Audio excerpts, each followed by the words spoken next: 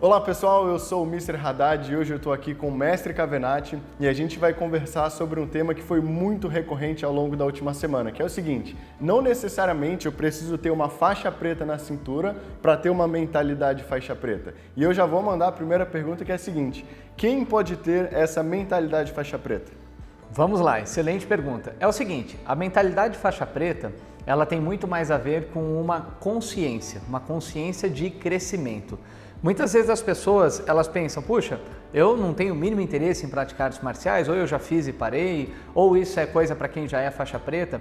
E na verdade a mentalidade faixa preta nada mais é do que uma analogia que nós fizemos para identificar quem é que tem uma mentalidade positiva aí de crescimento. Às vezes quando eu olho para um aluno, vejo a faixa dele, eu penso, ele é um faixa branca, ele é um faixa verde, um vermelho ou um preta, e essa noção que eu tenho é justamente análoga à faixa dele. Eu vejo a graduação dele e imagino, olha, ele deve saber mais ou menos tal conteúdo, deve ter tal habilidade física, mais ou menos esse nível de condicionamento físico, conhecimento, enfim.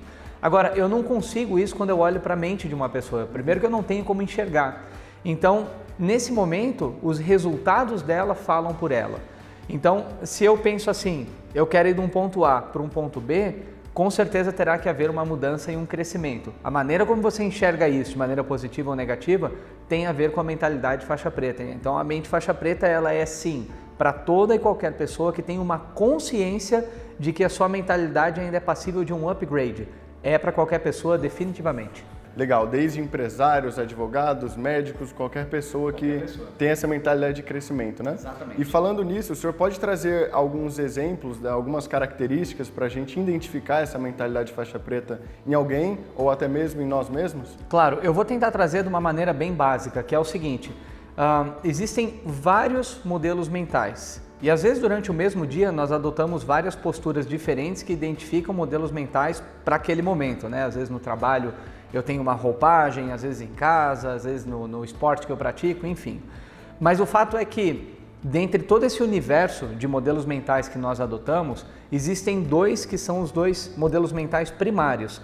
E esses dois são chamados modelo mental fixo ou modelo mental de crescimento. E desses derivam todo um universo que nós temos. Ótimo.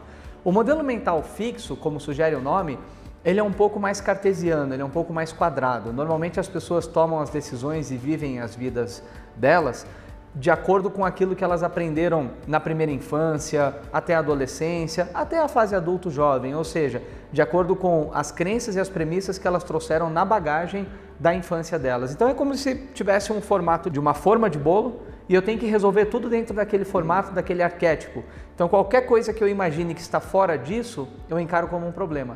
Então eu penso, não, eu tenho que trazer para o que eu posso, eu tenho que trazer para o que eu consigo. Então talvez você já tenha ouvido falar frases como, a vida é assim mesmo, não, essa é a minha realidade, olha, não, eu tenho que ter o pé no chão, é mais ou menos até aqui que eu vou, na minha família sempre foi assim. Então são mais ou menos algumas maneiras de identificar. Do outro lado, eu tenho o modelo mental de crescimento. E o modelo mental de crescimento, ele enxerga basicamente todo e qualquer desafio como um obstáculo, e o obstáculo é o degrau para o próximo nível. Então a maneira como ele encara a vida é totalmente diferente. Toda e qualquer situação que nós temos nos traz 50% de oportunidade e 50% eu posso enxergar dificuldades. Essa pessoa prefere alimentar os 50% da possibilidade de crescimento, da parte positiva. Então para ele, às vezes, um desafio que traz ele para fora da zona de conforto, ele enxerga como um degrau a mais para ele poder ir para o objetivo que ele deseja. Então, se eu fosse dizer, talvez a maior característica é o modelo mental de crescimento que alimenta a fração positiva de cada situação que você vive. Legal, então de modo prático seria um modelo mental fixo, a pessoa volta mais para as justificativas. Então acontece alguma coisa que foge daquele modo cartesiano, a pessoa tende a dar uma justificativa de antemão para não sair da zona de conforto. São especialistas em desculpas. Legal. E do outro lado, modelo mental de crescimento seria o que eu posso aprender com essa situação e como eu posso agir independente de tudo. Exatamente. Nós aqui sabemos, né? A professora Cavenati, ela tem uma frase que nós sempre levamos conosco. Às vezes você tem aquela noção e você pensa, nossa, esse pessoal está sempre feliz, sempre com resultado, eles não têm desafios. Eu acho que eu perco as contas dos desafios diários que nós temos. Mas a frase da professora Cavenati sempre é, o que eu tenho que aprender com isso? E aí a gente complementa, para poder ir para o próximo nível. Então, é uma escolha, né? Claro. A mentalidade faixa preta é uma escolha. Ótimo, então falando novamente dessa mentalidade faixa preta, o que uma pessoa que não tem nenhuma experiência em arte marcial, em questões físicas dessa arte marcial, pode levar do tatame para a vida dela? Muito bem, eu acho que sinônimo de arte marcial é a disciplina. Todos quando imaginam uma prática de artes marciais, quando vai se dedicar a alguma coisa, vai pisar num tatame, essa pessoa vai desenvolver disciplina, e em diferentes níveis, né? Então, se nós pensarmos assim, mesmo que você nunca tenha pisado num tatame, você reconhece que a disciplina é importante na sua vida. Sempre que uma pessoa chega e coloca algumas metas para ela, e eu posso falar dos 7 pilares que nós temos na nossa vida, eu posso falar de 3 clássicos, né? Financeiro, familiar e de repente posso falar também da carreira, por exemplo. No financeiro, as pessoas chegam e falam, olha, esse ano eu vou entrar nos eixos, eu vou melhorar minhas finanças, eu vou estabelecer um orçamento, vou viver dentro desse orçamento e mais, vou viver com 80% do orçamento, porque 20% eu vou poupar para aprender a investir e quando eu investir eu vou criar uma renda passiva para eu poder me aposentar na idade X. O plano é maravilhoso. Agora, nenhum plano resiste ao campo de batalha. E aí quando a pessoa vai para a prática, o que acontece? Esse mês teve o aniversário tal, esse mês teve IPVA, IPTU, eu estourei o cartão de crédito, mas aí tem aquela viagem, mas espera aí que eu vou, uma hora eu vou. E o fato é que aí faltou um componente chamado disciplina. Muito bem, se eu trouxer, por exemplo, para o âmbito familiar, então familiar todo mundo pensa em passar tempo de qualidade com a família. Às vezes é planejar uma viagem, então eu vou planejar aquela viagem para o lugar, experiência X que todo mundo quer participar, pode ser uma praia, pode ser um Beto Carreiro da vida ou uma Disney. Então isso exige planejamento e exige também a disciplina. Todo mundo vai ter que entrar nesse arquétipo de disciplina para que tudo possa acontecer. Então é uma disciplina coletiva. E pensa quando não acontece. Normalmente, foram os imprevistos. Sim, mas os imprevistos têm seu quê ali de que se você tivesse disciplina, segurava um pouco mais o cinto, né? E às vezes na carreira também. Às vezes na carreira a pessoa fala, poxa, esse ano eu quero me promover, eu quero melhorar, eu quero um upgrade, seja você de repente um funcionário de carreira, ou um empreendedor, ou mesmo um estudante, vai ter que se dedicar para um vestibular, para uma prova que te vai lançar para um próximo nível, enfim, tudo envolve disciplina. E as pessoas não entendem muito bem como é que funciona a disciplina. Até a palavra às vezes soa como pesada. Você é indisciplinado, você é isso ou aquilo. Fato é que quando você entende a disciplina, você começa a fazer amizade com ela e você começa a levar ela de uma maneira mais tranquila na sua vida. Foi no tatame que eu entendi como é que funciona a disciplina. Agora, nosso trabalho é levar isso também para fora do tatame. E a disciplina ela tem 3 fundamentos básicos, né? Nós temos a clareza do que você quer, então precisa ter muito claro o que você quer e é incrível o número de pessoas que não têm clareza do que deseja na vida, é incrível. Depois você tem que ter um planejamento, e o planejamento é o caminho, é o trilho do trem, é por onde vai passar aquele projeto. E depois você tem que ter ação. Só que a ação contínua depende do foco, depende da disciplina. E foco é praticável, disciplina é praticável. Eu gosto de falar que nós temos o músculo da disciplina. Se você ficar parado com ele, ele atrofia. Se você exercitar ele, ele vai estar pronto para a ação. Ótimo, legal. Então, de uma certa forma, a gente pode dizer que nem sempre, se eu tenho um objetivo mais longo prazo, eu tenho clareza, planejamento e ação, as minhas ações, por menor que elas sejam agora, elas podem me levar a um próximo nível. Claro, eu tenho que pensar assim, eu gosto de fazer a seguinte analogia. Eu não sou muito familiar com isso, o senhor já jogou golfe, mas o golfe você tem o taco, a bolinha e você tem o buraco normalmente longe, né? Essa é a ideia. Ótimo. E aí você dá a primeira tacada, olha, pode ser que você acerte, mas é muito difícil. O teu objetivo é levar a bolinha o mais perto possível da rota daquele objetivo, que é o buraco, né? Então, às vezes, as tuas ações você tem que pensar assim, essa tacada que eu dei, essa ação, ela levou em direção àquele objetivo? Tá mais ou menos ali de acordo com o trilho? Ou não? Tá para cá e eu, chutei lá para o outro lado, dei a tacada para o outro lado, né? Então, por exemplo, vamos dizer, eu tenho o objetivo de entrar em forma. Legal, então eu preciso uma academia, um planejamento, um treino, isso, aquilo, ok.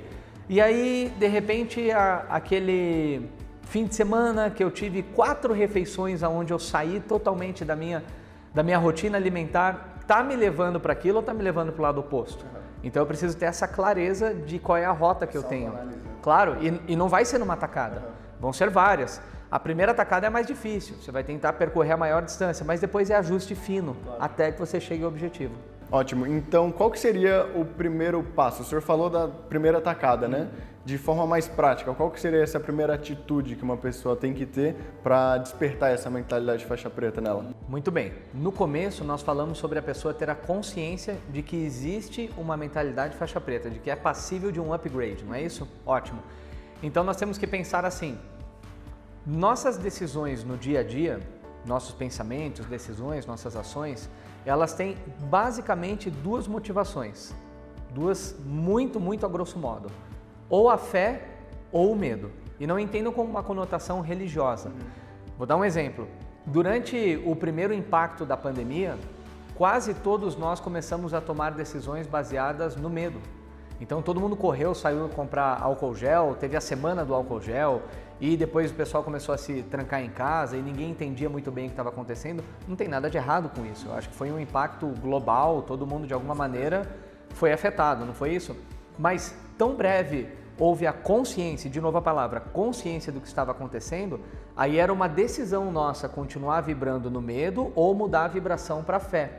Às vezes as pessoas tinham o over news, né? Deixava a televisão o dia inteiro noticiando cada pessoa que era infectada, cada passo, aí misturava com decisões políticas nacionais, internacionais e era uma espiral para baixo. Isso aconteceu comigo especificamente durante um dia que eu caí nessa de ficar na televisão tentando entender o que estava acontecendo e na verdade o que estavam me passando era a opinião de uma frente ou de uma emissora a respeito do que estava acontecendo. Mas eu pensei, não, peraí, eu preciso começar a vibrar na fé. Então, vibrar na fé é o seguinte, o que eu posso fazer com o que eu tenho disponível nesse momento? É álcool em gel? É se cuidar? É ficar em casa? É usar máscara? Vamos fazer? É manter a imunidade alta? É vitaminas? É exercícios? É isso que eu preciso então para me manter bem? É isso que eu vou fazer.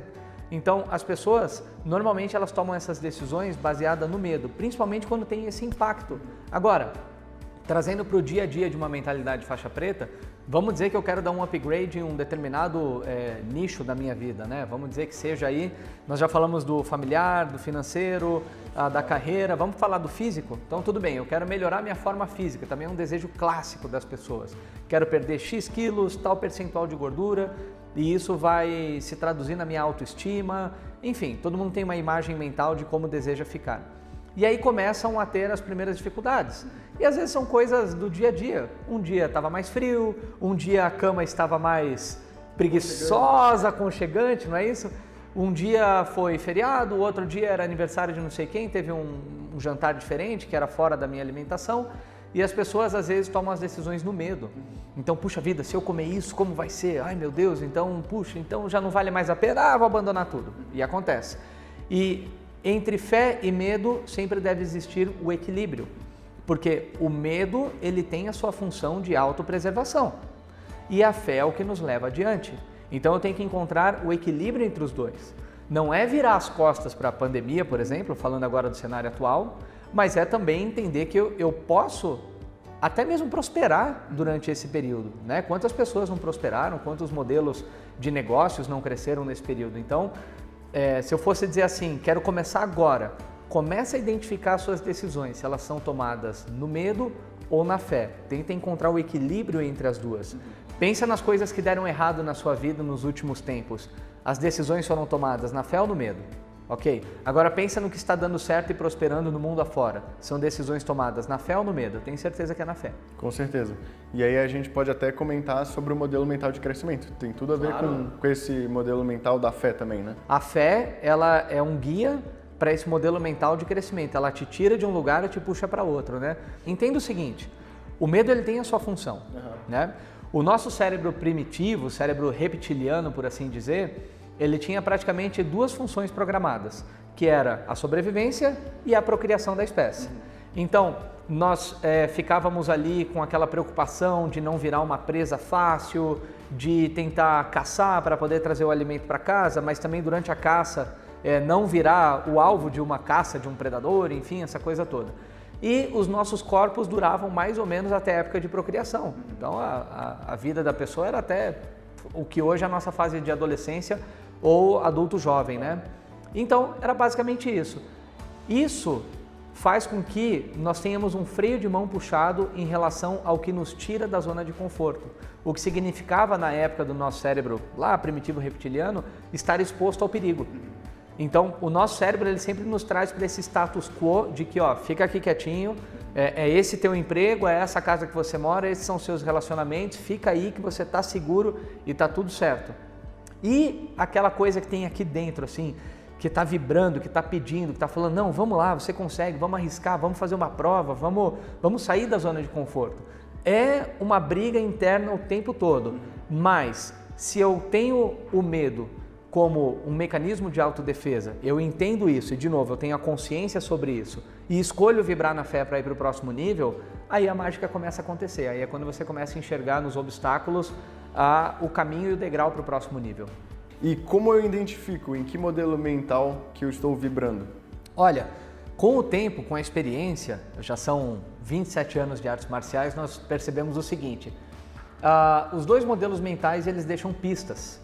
E nós apelidamos carinhosamente um desses comportamentos oriundos de um desses modelos mentais de modo survivor, que do inglês é modo sobrevivente. E o outro nós apelidamos de modo winner, que é o modo vencedor, ganhador, né? Vamos lá, vamos para o primeiro. O modo survivor é o seguinte, talvez você já tenha tido aquele dia que você acordou indisposto e o primeiro pensamento que te veio à cabeça foi o seguinte, que hora que eu vou poder descansar hoje? Que hora que eu vou ter um break? Vai ser depois do almoço? Caramba, hoje eu acho que eu vou... E aí você começa a viver seu dia com o freio de mão puxado. Esse é o modo survivor. É igual o nosso aparelho mobile, celular, quando ele já está no modo econômico de energia. Ele está ali, quietinho na dele. E aí, às vezes, esse modelo survivor, se ele começa a progredir a partir do teu dia para a tua semana. Então, a pessoa, segunda-feira é desespero... Terça-feira, meu Deus do céu, quarta-feira, que bom que já é meio de semana, quinta-feira tá chegando sexta, essa pessoa é feliz. Sexta, sábado, domingo até meio-dia. Aí domingo a partir do meio-dia, começa aquela mini depressão de domingo à tarde, todos aqueles sinais de que estão acabando o fim de semana, para alguns é musiquinha do Fantástico, Faustão, alguma coisa assim, e a pessoa fala, meu Deus, amanhã começa tudo de novo, e eu não descansei de quando eu estava cansado, do cansaço que eu tive, e é um modo survivor, a pessoa está apenas sobrevivendo. Puxa, que hora que eu vou chegar em casa, ligar o Netflix e soltar enfim, me soltar no sofá e ficar à vontade, que hora que eu vou deitar na minha cama, ela não consegue pensar em nenhum tipo de progresso, senão somente qual é o horário que ela vai ter aquele recalque de prazer dela. Olha, eu vou desligar tudo, ligar um Netflix, alguma coisa assim. Entenda, todos nós temos momentos assim, mas se essa é a sua realidade, tem que acender a luzinha. E aí a pessoa vive de fim de semana, de férias a férias. Vamos dizer que seja uma pessoa que tradicionalmente tira férias no fim do ano. Aí ela está feliz da vida, dezembro, janeiro ali, e conforme vai chegando perto de retomar o trabalho, ela não está motivada, descansada, ela fala, ah meu Deus, lá vou eu tudo de novo. Claro. Modo survivor. O modo winner é totalmente o oposto. Acorda disposta, acorda querendo fazer acontecer, adora segundas-feiras, como eu adoro segunda-feira, o senhor adora. Inclusive hoje é segunda-feira, nós estamos aqui gravando, tá? Mas é aquela pessoa assim que enxerga oportunidade em tudo, sempre tem um projeto, sempre avança. Ela não é que ela não liga para férias, não me entenda mal, existe uma disciplina para poder promover os breaks, senão a nossa cabeça funde, mas ela não depende disso para ser feliz. Ela não depende de chegar ao fim de semana para ser feliz, pelo contrário, você vai ver que no fim de semana ela acorda cedo, ela faz esportes, ela lê, ela trabalha em projetos, mas ela também se diverte, sai com os amigos, fica com a família, tem uma alimentação às vezes um pouco diferente, aquela pizza aqui, aquele negócio ali, esse é o modo winner. Então, se você quer promover a mudança, eu acho que o primeiro passo é tentar descobrir qual dos dois modelos você está vivendo agora. Se você está vivendo como survivor ou se você está vivendo como winner, porque survivor, ele só quer sobreviver, então o que ele vai ter da vida? Ele só vai sobreviver. Claro. O modo winner, que é o modo vencedor, o que ele quer? Ele quer vencer. O que ele vai ter da vida? Ele vai vencer. Então é exatamente isso. Mestre, existe um equilíbrio entre os dois? Claro que existe. Mas o equilíbrio, ele ainda fica muito mais passível para nós eventualmente cairmos para o lado do survivor. É melhor ajustar essa conta mais para o lado do winner. É uma coisa que nós conseguimos fazer deliberadamente. Muita coisa está envolvida aí. Hábitos, ambiente, alimentação, sono, propósito muito claro na vida. Essa é a camada mais profunda, mas tenta saber basicamente se você está vibrando como Survivor ou como Winner. Então tá, mestre, imagina que tem uma pessoa que ela quer progredir, ela quer transitar desse modo Survivor pro Winner, mas ela não quer sair da zona de conforto dela, ela não quer enfrentar isso. Muito bem, nós temos que entender o seguinte, olha, no nosso olhar da mentalidade faixa preta, a zona de conforto ela é um standard que serve de segurança para você alçar o novo degrau, né? Muitos empreendedores às vezes falam, porque às vezes a pessoa é CLT, a vida dela é fácil, não quer dizer que é mais fácil, né? Nós temos que respeitar isso. Por exemplo, aqui em Brasília, né? Tem muitos funcionários públicos e altamente capacitados e a sociedade precisa deles. Claro, eles fazem a máquina funcionar. Mas tem muitos que eu vejo assim, chegam lá e se acomodam. E tem aqueles que chegam lá e usam de trampolim para alçar novos voos nas suas vidas. Não significa, entenda o seguinte, empreender não significa que você tem que abrir um negócio. Empreender significa que você tem que tomar as rédeas da sua vida. Tem muito intraempreendedor, tem muito funcionário que faz toda a diferença dentro da corporação que ele está, que é um cara que marca a diferença, é um pilar, entende? Ele vibra lá dentro, ele muda o ambiente. Agora, a zona de conforto, se entendida como algo que te dá um parâmetro, um trampolim para alçar novos voos, ela é positiva. Se ela é entendida como uma bolha que dali você nunca vai sair, aí é um problema. Se nós pensarmos dessa maneira, olha, as escolas que nós temos hoje, aonde eu moro, os meus relacionamentos, sei lá, as experiências que eu vivo, o carro que eu dirijo, é a minha zona de conforto, né? Mas se eu resolver ficar nela, é nela que eu vou ficar e o tempo vai passar. E é horrível a sensação do tempo passar. Exato. E nós termos um desejo palpitando no coração e não evoluir, né? Então, o que eu recomendo é enxergar o ambiente fora da zona de conforto como algo positivo. Tudo que nós alcançamos de relativo, ou melhor assim, tudo que nós alcançamos de relevante nas nossas vidas estava fora da zona de conforto em algum determinado momento. Essa escola que nós estamos aqui gravando hoje, um dia foi um desejo e me pareceu uma loucura e hoje é uma realidade. Mas houve um momento que eu tive que sair dessa zona de conforto para buscar isso e abarcar isso na minha nova zona de conforto.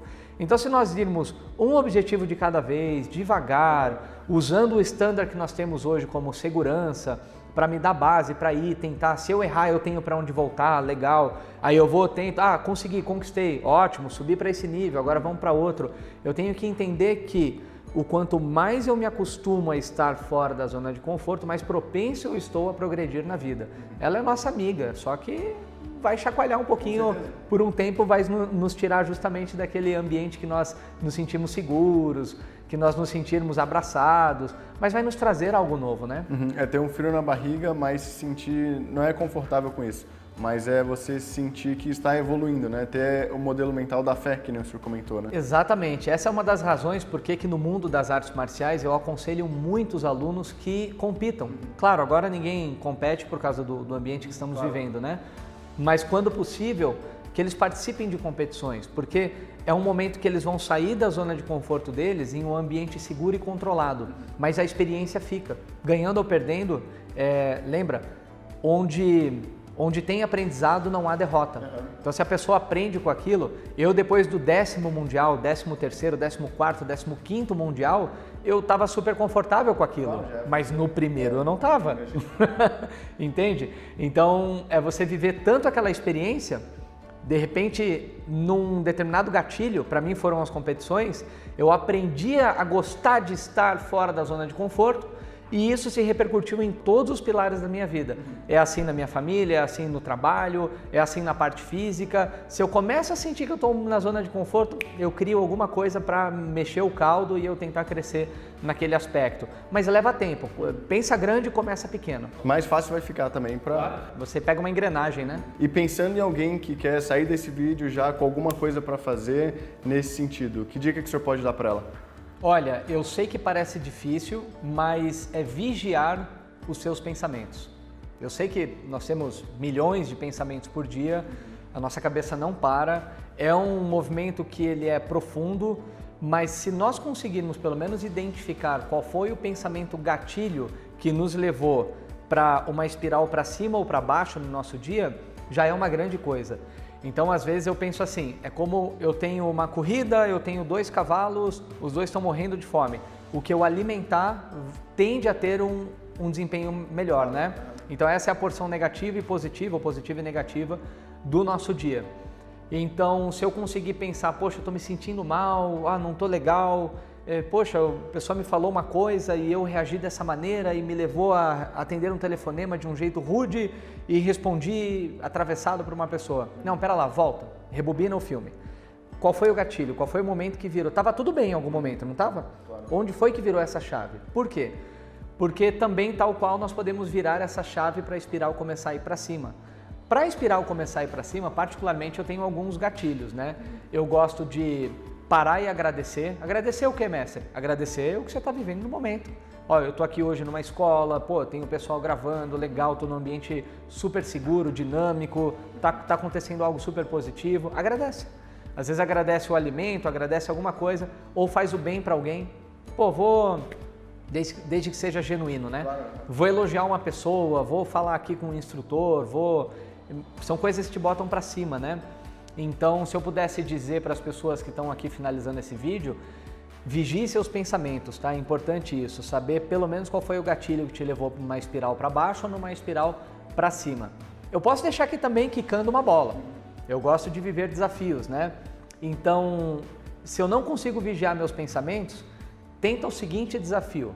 Tenta por 7 dias, ou seja, uma semana completa, não falar mal de ninguém, tenta, tá? E não reclamar, o que é quase a mesma coisa. Nós já fizemos isso entre o nosso elenco de instrutores diversas vezes e é transformador, transformador. Não falar mal de ninguém e não reclamar por 7 dias. É incrível a mudança que isso nos promove. E mais, se quiser ir adiante, pega um papel, uma caneta, um caderninho, qualquer coisa e no final do seu dia, escreve lá o dia X do mês tal. Hoje eu sou grato por... Escreve 3 coisas. O famoso caderninho da gratidão. É incrível. São 7 dias que transformam a sua realidade. E isso é mentalidade faixa preta. Isso é algo que você pode começar hoje. Mestre, então é isso. Muito obrigado aqui por compartilhar com o pessoal. Eu acho que foi muito instrutivo porque ficou muito claro que não necessariamente a gente precisa estar dentro de um tatame ou ter uma faixa de qualquer cor para ter uma mentalidade faixa preta. Dá para começar de onde você está com o que você tem, com certeza. Muito bem. Eu tenho certeza que esse vídeo foi útil. Compartilha ele, comenta, deixa aqui embaixo o que você acha da mentalidade faixa preta e lembre-se, a mentalidade faixa preta é uma escolha. Ela está aí dentro e é nosso trabalho ajudar a trazê-la para fora, tornar uma realidade. Até o próximo, pessoal. Um abraço. Valeu, pessoal.